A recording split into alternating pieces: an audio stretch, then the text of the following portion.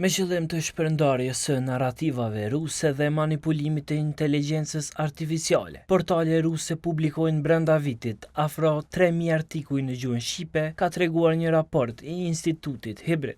Në publikimin e raportit me titull Rrjeti propagandistik rus, Pravda dhe Ballkani, hulumtuesi i këtij instituti, Fesim Rizanaj, tha se ky rrjet është shtyrë përpara një tërheqim të shtrembruar mbi Kosovën dhe u shërben narrativave pro-ruse, pro-serbe.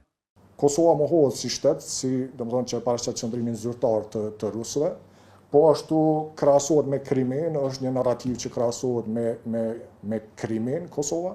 Njëkohësisht akuzohet edhe për terrorizëm institucional ndaj serbëve. Domethënë ngjarjet të zhvillimet që bëhen në vendbanimet serbe, këta i konsiderojnë si terrorizëm institucional ndaj komunitetit serb këto.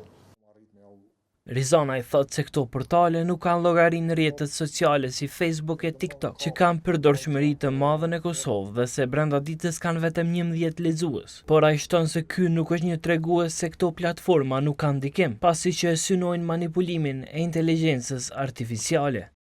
Manipulimi i inteligjencës artificiale apo me indiku këto sistemet e AI që gjatë gjenerimit të përmbajtjeve të kërkuara me i futet edhe këto narrativat ruse.